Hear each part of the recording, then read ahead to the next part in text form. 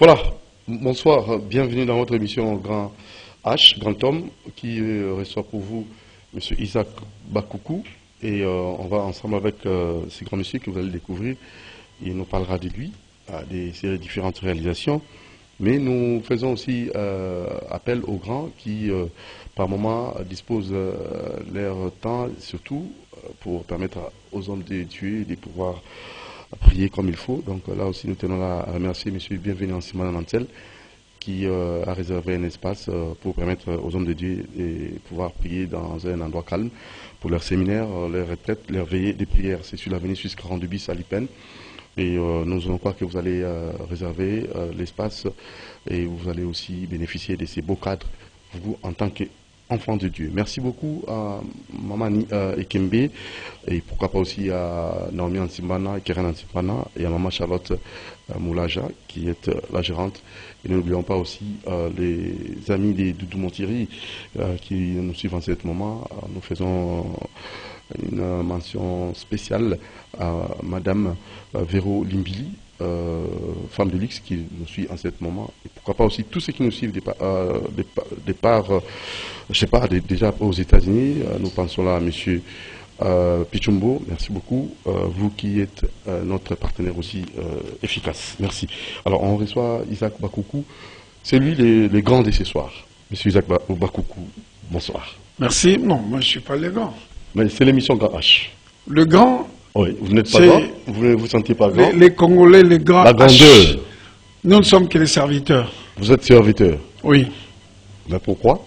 Mais parce que. Vous n'acceptez pas votre grandeur. Tant que les Congolais se plaignent toujours pour l'évolution de notre pays, l'évolution de la situation économique, sociale et tout ça là, etc.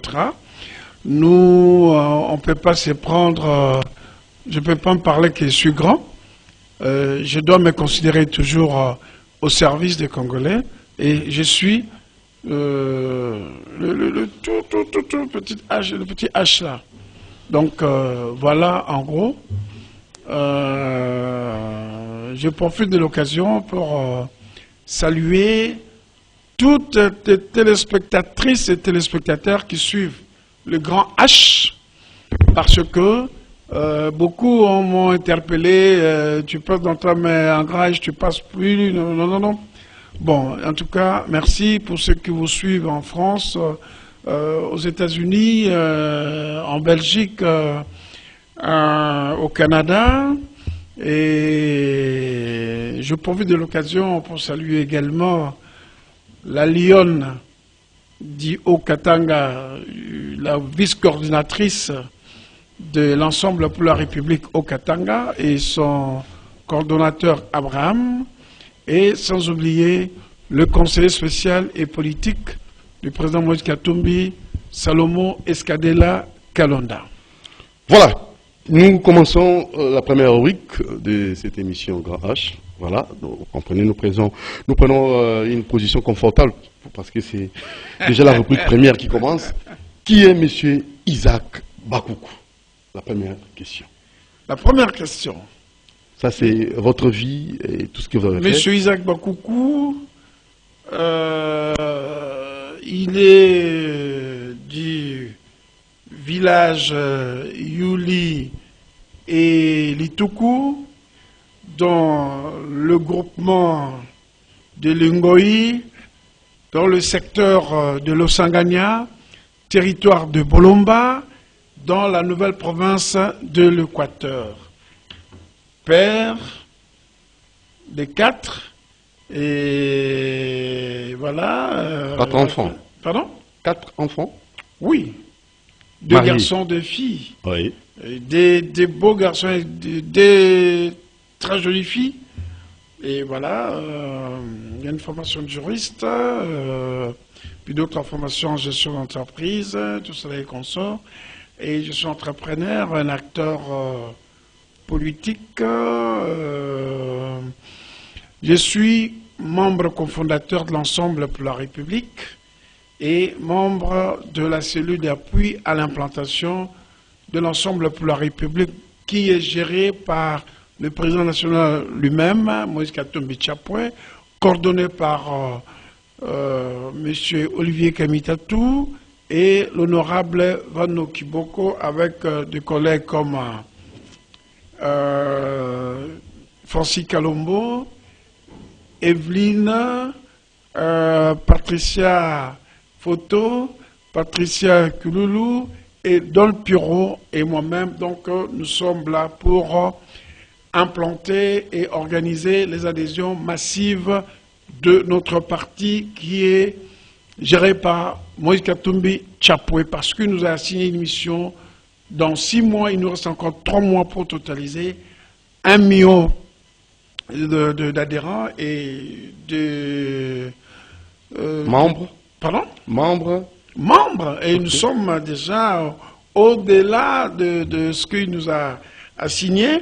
Et puis, l'ensemble pour la République, à travers sa cellule, va débarquer dans le Grand Équateur, à savoir la ville de Mbandaka, la ville de Guémena, la ville de Lissala, la ville de Gbado et la ville de Bouendé pour l'implantation et l'adhésion massive des Équatoriens.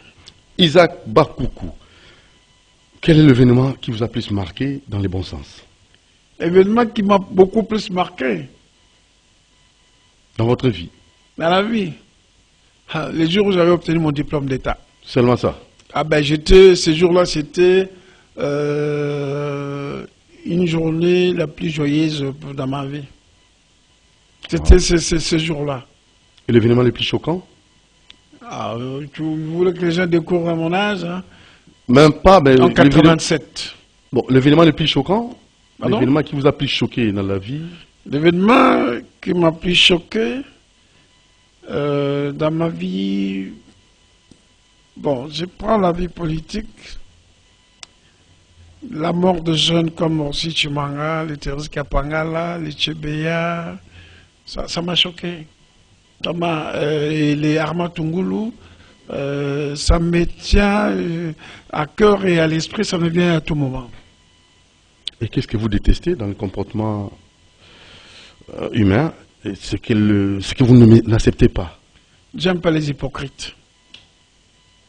Je n'aime pas les hypocrites. Et votre préférence alimentaire? Pardon? Préférence alimentaire. Votre préférence alimentaire?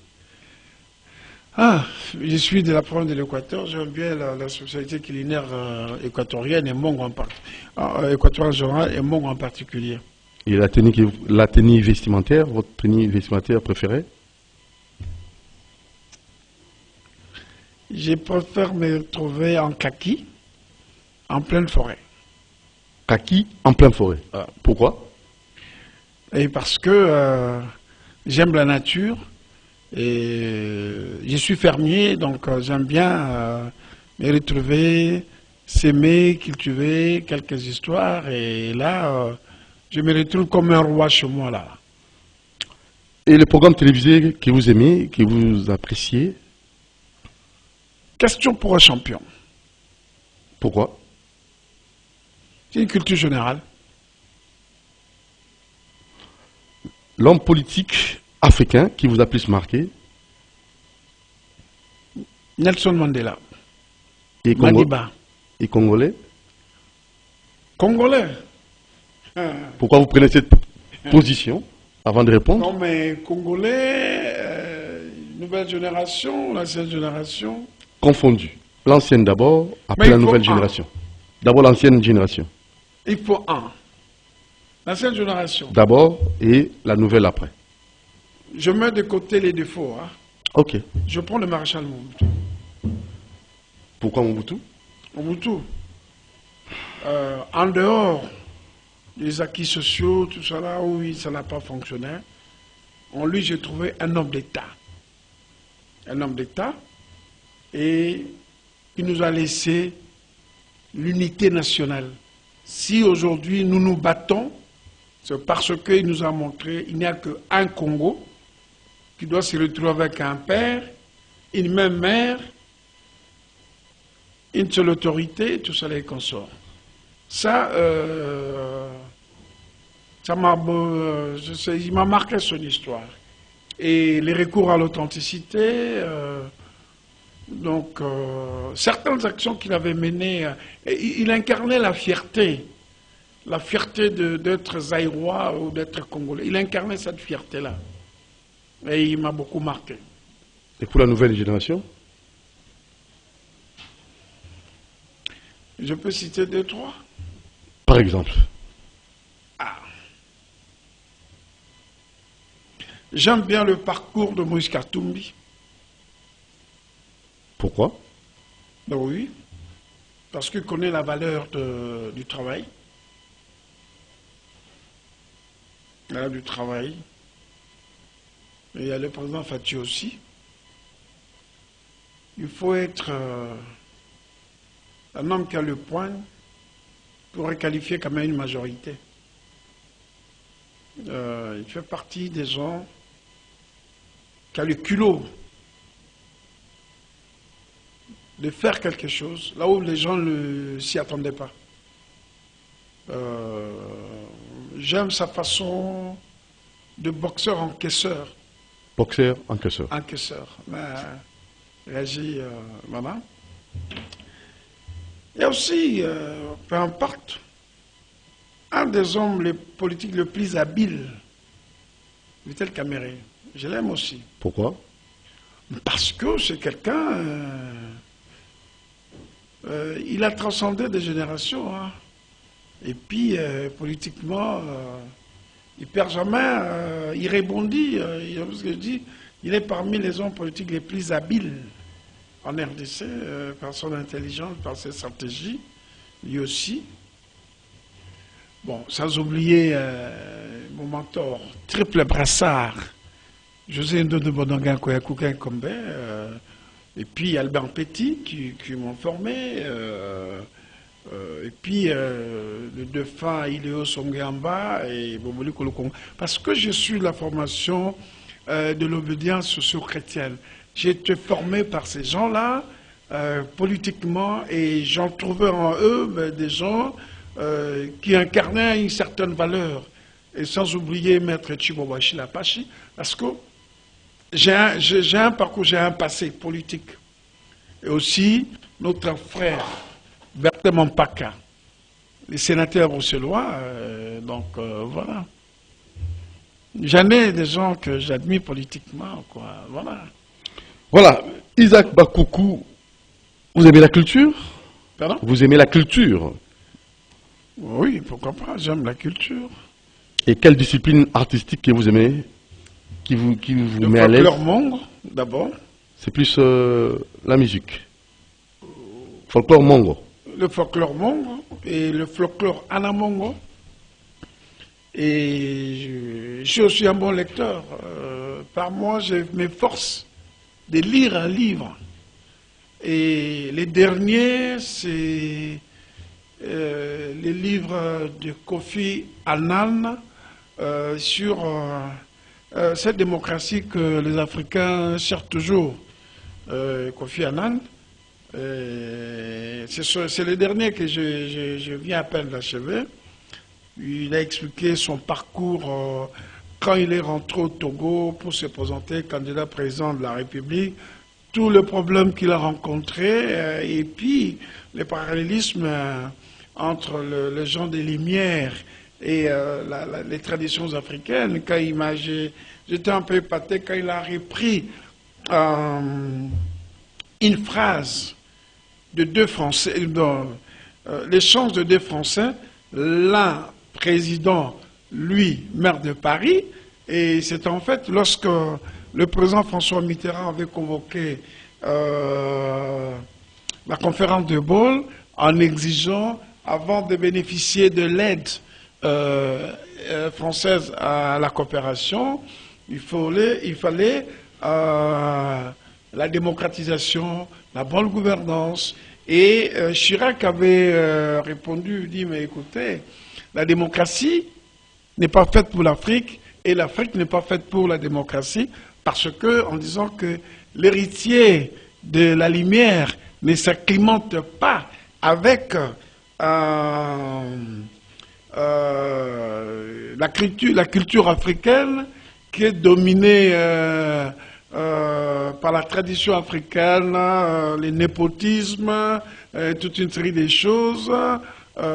Faute de ça, la démocratie constitue un luxe que les Africains peuvent s'accorder. Et puis, il a rappelé aussi la phrase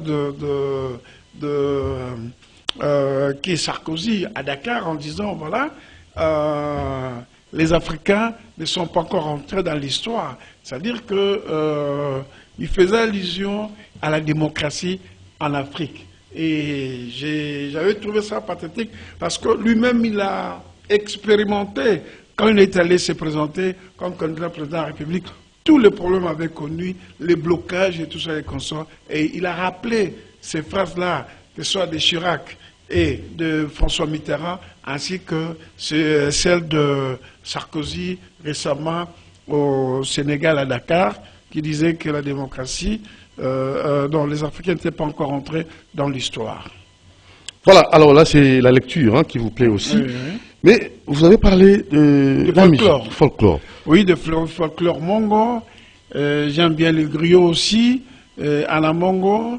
Mais j'ai un artiste, j'avais des artistes mais qui sont partis, mais qui restent de grands pour moi.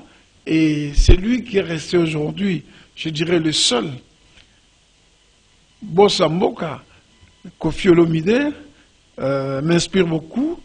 Papa Wemba, Kale Jeff, Lombo Makedi, Simaro, bon, sans oublier aussi Nyoka Longo, donc Zaiko, voilà, bon, bien qu'il soit la génération de Wenge, mais... La génération de Wenge, j'aimerais aussi profiter, faire d'une pierre des coups, je ne sais pas, voilà. La réunification de Wenge Musica. 25 ans après, est-ce que, selon vous, c'est vraiment une leçon morale? Parce que l'autre fois, j'avais reçu Alain Makaba, qui a voulu donner une autre image. Parce qu'à chaque fois que les gens se disputaient, se séparaient, il y avait dislocation, on faisait allusion à Wenge. Alors, pour... Moi, je vais vous dire mon opinion par rapport à ça. Je vais vous dire mon opinion par rapport à ça. Oui. Je serais heureux d'avoir une réconciliation entre les Lendu et les Emma en Ituri. Entre mes frères les Babembe et le Banois Rwanda des Miniembo. C'est un groupe musical, quand ils savaient bien pourquoi ils se sont disputés à cause de leurs intérêts. Ça nous apporte quoi en RDC? Ils vont toucher 50 000, machin, tout ça là. Ça rapporte quoi aux Congolais? Ça rapporte quoi aux Congolais? Il y a des choses où nous pouvons accorder l'importance. L'importance, je dis, comme Lubanga a été pris en otage parce qu'il partait négocier avec Codeco. La vraie réconciliation, c'est les Congolais se réconcilient d'abord entre lui, de vouloir faire le bien, d'aimer le pays, faire les choses comme les choses doivent se doivent, les choses doivent se faire. Soit un groupe de gens, ils ont eu des malentendus par rapport à leur histoire. Aujourd'hui, on prend même ça pour le placer dans une date de solennité, le 30 juin. Qu'on mette le 30 juin là, qu'on prend cet argent, on puisse ériger des monuments de martyrs de l'indépendance ou de pères de l'indépendance. Bon sang. Vous savez, il y a des choses, quand vous les faites, il faut réfléchir, il faut voir si ça peut heurter ou ça ne peut pas heurter. Là, ça heurte une autre opinion. Ça heurte une autre opinion. Et la culture ne représente rien, selon vous? Pardon? La culture. Oui, je veux bien la culture, mais la manière dont on a présenté cette histoire, comme si cette réconciliation, c'était une réconciliation qui apportait en plus au peuple congolais. Je vous ai rappelé, je préfère une réconciliation entre les Emma et les Lendu en Ituri pour que tout soit calme entre les Banyarwanda, les Minembwe et mes frères les Bembe.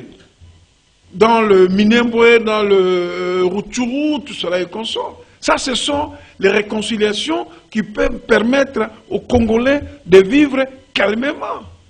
C'est pas aux musiciens. Un musicien, quand il meurt, c'est l'État qui sort l'argent. Et quand moi je meurs ou quelqu'un d'autre meurt, c'est rien.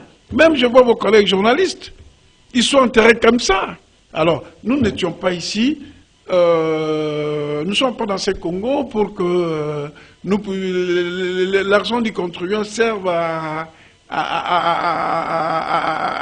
aux musiciens. Là, il y a un producteur. Il y a un producteur qui a misé. Oui, un producteur, oui. Son argent okay, pour je ça. comprends tout ça. Mais je dis, Madou la Chabi. manière, tu sais, ça a monopolisé la télévision nationale pendant 2 heures.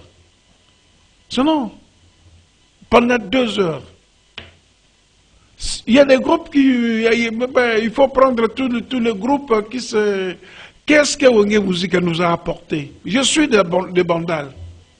Qu'est-ce que ça nous a apporté? Qu'est-ce que ça nous a apporté? En plus-value, ça nous a apporté quoi? D'où il faut faire les choses avec la mesure et la limite. Je ne suis pas contre. Ce sont les frères avec qui nous avons évolué à Bandal. Mais, dans le contexte de notre pays, il y a d'autres priorités. Il y a des priorités qui sont plus importantes que cette réconciliation. Et qu'est-ce que les politiciens nous ont apporté 70 ans après l'indépendance? Pardon? Qu'est-ce que les politiciens nous ont apporté 70 ans à chacun son après job, l'indépendance? à chacun dans son domaine et à chacun dans son secteur. À chacun dans son job, dans son domaine, dans son secteur. Oui. La télévision publique, c'est pour l'État. On ne peut pas monopoliser pour un événement il reste un événement qui n'apporte pas grand-chose. Je suis critique parce qu'il y a certaines choses, il faut retourner dans les valeurs. Il faut retourner dans les valeurs. Votre rapport en tant que grand de ce soir, l'émission s'intitule Grand H, Grand Homme, Isaac Bakoukou, votre rapport. Qu'avez-vous fait comme réalisation? Bon. Prenons par exemple... Qu'est-ce que vous avez fait? Votre rapport dans notre pays. Prenons par exemple ces messages. Nous, j'ai sacrifié ma jeunesse. J'ai commencé la politique très jeune. Et dans l'opposition. Vous n'aurez pas trouvé un jeune comme moi dans l'opposition en 1989 et en 1990, tu te fais recruter par un homme qui s'appelle Albert Petit et il vous flanque directement au Parti démocrate social chrétien dont il est son combat politique. J'ai les apports. Nous avons mené les combats. Nous avons mené les luttes. Et je suis un entrepreneur. À travers ma petite entreprise, j'ai engagé les gens, j'ai donné du travail aux gens. Et aujourd'hui, j'ai la grande ambition, en suivant Moïse Katumbi, de devenir aussi un grand fermier. C'est mon apport. Et j'ai des enfants, j'ai apporté pour la République, qui ont des formations différentes. La lutte que nous avions menée, je ne sais pas si c'est Dieu, il est miséricordieux. Si Dieu n'était pas là, peut-être, je ne serais pas en vie par rapport à nos opinions. Vous savez ce qui s'est passé dans l'opposition. Et je suis dans un circuit familial. Si je regarde, on a plus entre 30 ou 40, 50 personnes qui travaillent pour nous, dans nos entreprises. Et dans ma petite structure. Vous comprenez? Donc, c'est ça mon apport. Mais l'apport le plus important, c'est le message, c'est le combat que nous menons pour la démocratie, pour la liberté, pour le sort économique de notre pays. Et cela permettra à tous les Congolais de se retrouver. Ce n'est pas une catégorie des Congolais, mais tous les Congolais. Que les Congolais puissent bénéficier des soins de santé gratuits. Et le président de la République, là, il est en train de se battre avec mon ami, le ministre de la Santé, sur la couverture sanitaire universelle. Et nous attendons aussi le développement des 145 territoires. C'est le message que nous apportons qui est très important. Ma fortune, ma richesse, c'est pour moi. Mais ce que nous faisons, ce que nous voulons que notre pays se transforme, c'est aussi un apport. On m'avait posé la question sur la réconciliation. J'ai préféré que j'apprenne qu'il y ait une réconciliation entre tous les mouvements rebelles qui sont à l'est du pays, qui sont en Ituri, qui sont en Minembwe, qui sont à Rutshuru, qui sont à Beni. Tous ces terroristes puissent se reconvertir et se battre pour le développement et l'émergence de la République démocratique du Congo. Ça aussi, c'est un apport. C'est fini. Pardon? C'est fini, en tant que grand. Ben oui, voilà, c'est ça. Voilà, alors la dernière rubrique, question d'actualité. Oui. Voilà, on y va. Le verdict de ces procès en appel, double assassinat chez Béa, Bazaïn, Fidèle Bazana. C'est pas vous, en tant que politique, quelle est votre réaction? Ils vont faire quoi? Vous avez suivi les verdicts? Honnêtement, je n'ai pas suivi. Ah, vous n'avez pas eu le temps de suivre, hein? Non. Je suivais, mais c'était reporté. Je ne sais pas si le verdict est prononcé. Oui. Il y a eu condamnation et aussi, vous, en tant que tel, comment est-ce qu'avez-vous jugé notre justice? Non, moi je pense que depuis l'avènement du président de la République, Félix Antoine Tshisekedi, tu sais qu'il y avait des Congolais qui ne mettaient pas les pieds ici. Vous savez ça? Oui. Il y a eu des Congolais qui ont été forcés d'aller en exil. Vous savez ça? Il y a eu des Congolais à qui on a refusé de se présenter aux élections présidentielles. Vous savez ça? Il y a eu des Congolais à qui on a dit qu'il avait des mercenaires. Il y a eu des Congolais à qui on a dit qu'ils n'étaient pas Congolais. Vous comprenez? Mais avec l'avènement du président Félix Tshisekedi, il y a un espace démocratique qui s'est ouvert. Et si je dis un espace, ce n'est pas pour le flatter. Mais quand on se dit démocrate, on est démocrate.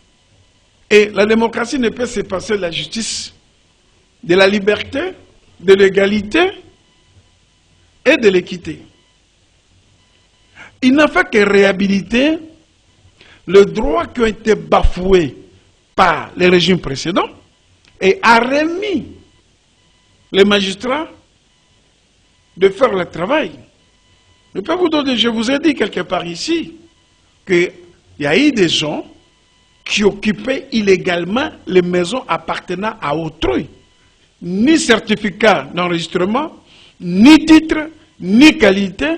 Et il est resté là, on l'a condamné par toutes les juridictions, mais il gardait la maison d'autrui, la concession d'autrui. Mais avec l'arrivée, il a été déguerpi. Je crois que vous connaissez Kapuku et sa femme Libagiza. Il y a encore d'autres qui occupent, ils ont été condamnés. La société Afritech, parce qu'ils ont des barons de l'ancien régime qui étaient des actionnaires qui sont là-bas, ils occupent une concession où il était locataire. Il a payé le loyer pendant 15 mois. Après 15 mois, cette société Afritech de travaux publics de construction des routes est devenue propriétaire sur l'avenue Bolengue, dans le quartier Bolengue, en Mbandaka et commune de Mbandaka, commune de Wangata. Vous voyez ça? Mais aujourd'hui, la personne qui avait abattu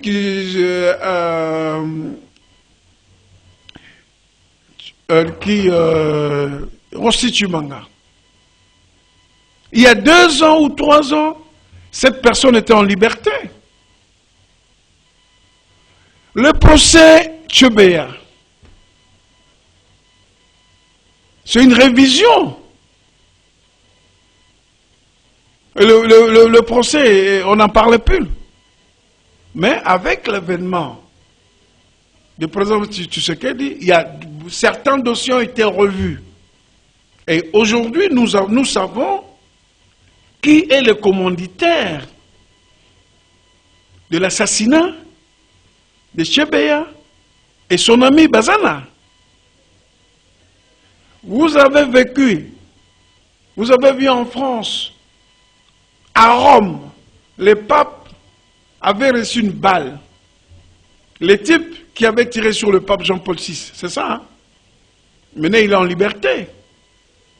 Le type qui avait tenté de tirer sur Chirac à la place de la Concorde, il est en liberté. Le type qui a giflé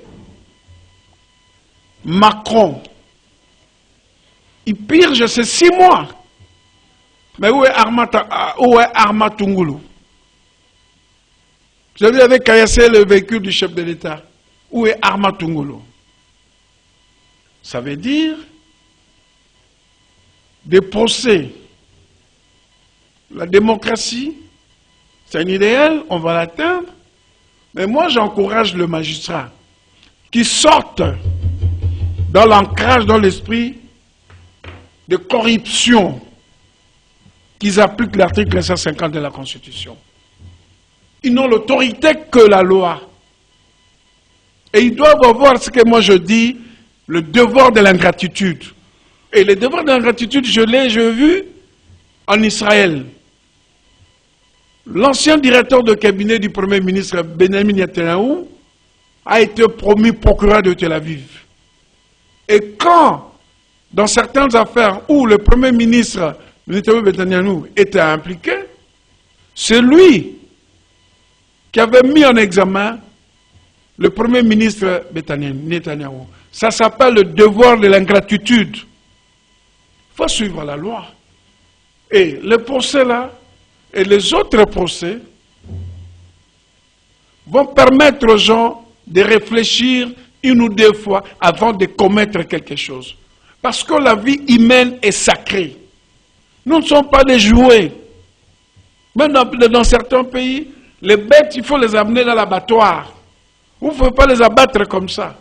Mais vous prenez les défenseurs des droits de l'homme et vous les abattez dans l'administration de l'État, dans la police nationale, dans l'inspection générale de la police. Non. S'il y a encore d'autres commanditaires, il faut continuer à les poursuivre. Que personne ne se croit au-dessus de loi et que personne doit se comporter comme si il a le droit de vie et le droit de mort sur les autres personnes. Nous sommes tous nés égaux. Et la Constitution la consacre. Et s'il y a l'un ou l'autre problème où vous vous sentez lésé, les cours des tribunaux sont là. Vous comprenez? C'est un père de famille. Ses enfants sont marqués jusqu'à la fin de leur vie que leur papa a été assassiné par l'ordre d'un quidam parce qu'il jeûnait tout cela et consort. Et quand on va leur dire, notre papa a été assassiné dans un bureau, dans une administration qui est censée protéger les criminels et les victimes. Vous comprenez ça? Donc pour vous dire que, même quand il est arrivé, les nominations qu'il a fait des magistrats, il n'a pas parachuté les gens. Il n'a pas parachuté les gens. Ce que moi, je regrette, c'est que simplement la Cour constitutionnelle n'a pas joué son rôle. En tant que la haute cour, initiatrice de jurisprudence, la Cour constitutionnelle aurait dû dire qu'elle était compétente pour juger et les premiers ministres en fonction et les anciens premiers ministres. Parce qu'il est aberrant, parce que la justice c'est l'équité. La justice c'est l'équité. On ne peut pas avoir les privilégiés dans la justice.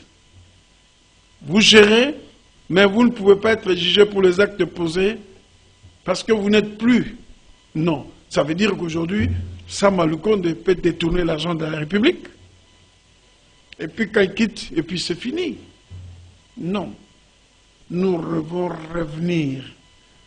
Moi, quand on a renouveler cette cour, ça ne va pas déranger. Parce qu'il a raté d'ouvrir un débat sur les politiques qui ont géré et qui a eu vide juridique. Vide juridique ne vous donne pas le droit de ne plus être poursuivi par la justice. Vous comprenez? Et il faut que nos magistrats prennent conscience. Ce sont eux qui peuvent régler ces pays pour que personne se dise être au-dessus de loi. La République est organisée par les institutions et il y a les normes comme la Constitution, le loi de la République et les textes réglementaires. C'est quand même une première pour la haute cour militaire de condamner et de continuer comme ça. Et quand tu vois que les policiers commettent des bavures et jugés en flagrance et radiés de services militaires, tout cela, et nos policiers doivent comprendre aussi, nos militaires doivent comprendre, ce n'est pas parce qu'ils ont des armes. Nous, à l'époque, moi j'ai étudié au camp Kokolo, mais moi je voyais un militaire qui a perdu une cartouche. Mais Matanga.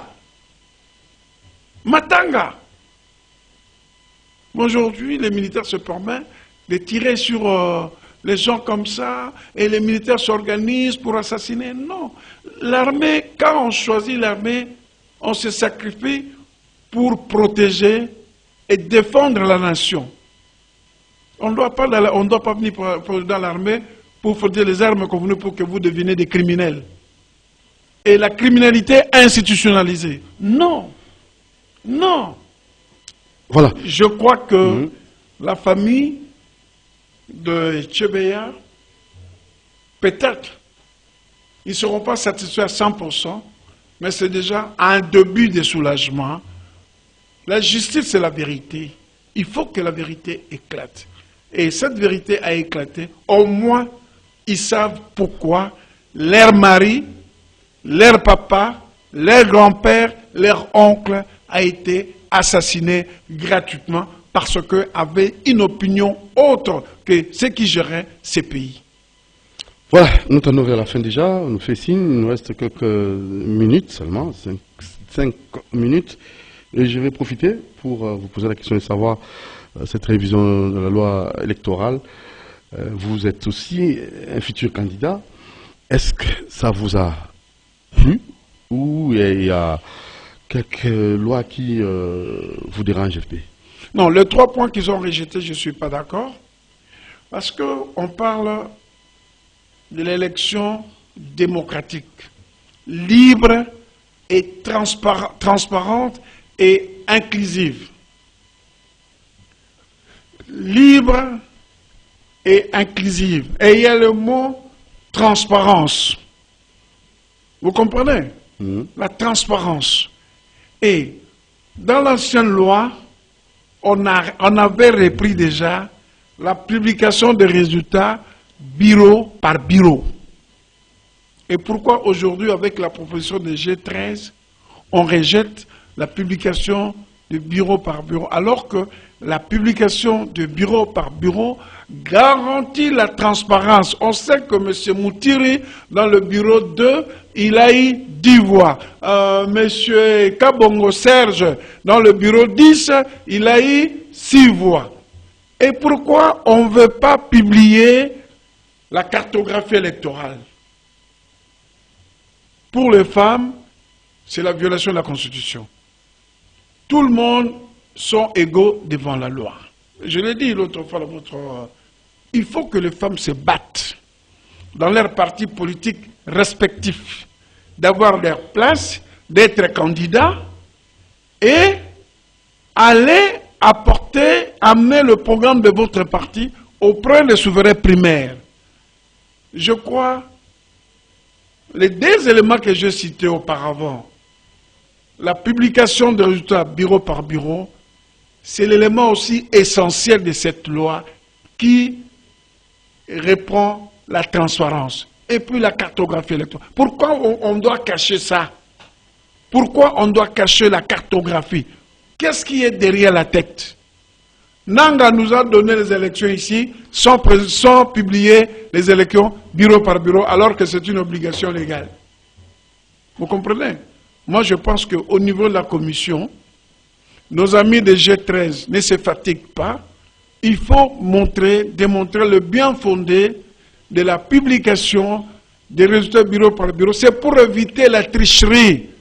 Nous voulons que le président Tshisekedi nous donne les bonnes élections où il n'y aura pas les contestations. Et publication bureau par bureau, ça garantit la transparence. Ça, c'est ma déception. Mais je pense qu'il faut continuer à se battre pour que ces deux éléments et le troisième élément puissent être acceptés au niveau de la commission pour que la plénière puisse approuver cette loi électorale. La dernière question, c'est juste l'état des sièges. On peut faire une sorte d'évaluation. Il y en a après, les bilans mitigés, bilan positif ou négatif, selon vous? Vous savez, il faut confondre les réunions politiques et tout cela, le marché et la guerre. La guerre, c'est quelque chose d'imprévisible. Et la guerre que connaît notre pays aujourd'hui, c'est une guérilla. C'est une guerre asymétrique. Ce n'est pas une guerre conventionnelle. Nous n'avons pas, on n'a pas un adversaire en face de nous qui est identifié, qui est déterminé. Je passe la nuit avec toi, je passe la journée avec toi.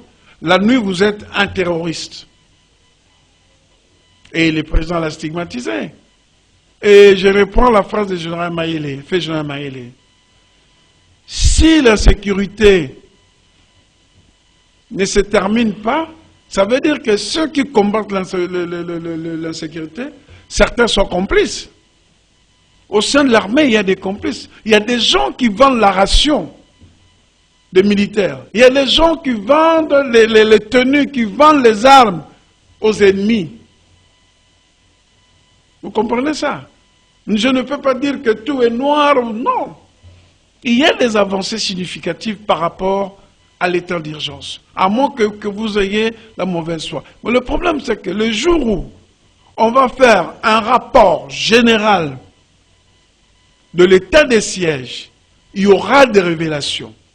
Il y aura des révélations où chacun va fermer sa bouche et il reste qu'à réfléchir silencieux, voir. Ah, c'était comme ça. Parce que le service de renseignement fonctionne et les gens qui roulent les armes et les gens qu'on attrape, ils sont auditionnés. Et dans l'armée, c'est stratégique, c'est secret. On ne peut pas dévoiler les stratégies militaires. Il faut simplement adapter nos militaires avec la guerre qui nous est imposée dans la guérilla urbaine ou rurale. Mais dire que l'état d'urgence n'a pas, l'état des sièges n'a pas produit les effets, ce n'est pas moi, le politique, qui se bat tous les jours pour la stabilité de ces pays. Il y a des traîtres qui sont là-bas, il y a des complices qui sont là-bas, il y a des gens qui font de l'argent. Et si cette guerre continue, c'est parce qu'il y a des gens qui pensent qu'il faut exploiter les minéraux de la RDC sans que ça passe dans la voie normale. Et c'est ça. Donc ce n'est pas quelque chose de léger. Ok, alors ça n'est fini pour ce soir. Je ne sais pas si vous avez peut-être un mot de conclusion. Merci pour votre invitation. Je voudrais simplement rappeler à nos amis, à mes frères et compatriotes de Mbandaka, Pilipili Bende, Lissalangomba, Bouendengongo, Gemena et Badolité. Ensemble pour la République à travers la cellule d'appui à l'implantation, Azako Koma, Ezako Ningana. Adhésion massive na carte Ensemble pour la République, dont Moïse Katumbi Tchapou est le président. Je profite pour saluer tous les membres de la cellule d'appui à l'implantation de l'Ensemble pour la République et l'homme discret, le conseiller spécial et politique Salomo Kalonda Escadela, le nouveau leader de Kibobo et de Maniema. Merci Isaac Bakoukou. À la prochaine occasion. Merci beaucoup. Voilà, ça est fini pour ces numéros avec notre grand monsieur Isaac Bakoukou qu'on a reçu pour vous, cadre de ces partis politiques ensemble pour la République, Maurice Katumbi. Merci à toute l'équipe, à monsieur Olivier Longwango, merci à Moron Djambé, à Lenka Bongo, Bruno Nzinga, Romain Makonda, toute l'équipe. La rediffusion de demain samedi à 9h. Doudou Montiri va vous retrouver très prochainement avec notre invité. Si vous désirez passer dans cette émission, sans problème, appelez au numéro affiché au bas de vos petits écrans. Vous allez peut-être aussi nous dévoiler tout ce que vous avez fait, vos réalisations, et voilà, faire la promotion de vos activités. C'est ça notre cheval de bataille. Nous allons travailler dans ce sens-là. Et bien de bonnes choses à vous. Bonsoir à vous, Madame Natacha Ambenza. Ciao.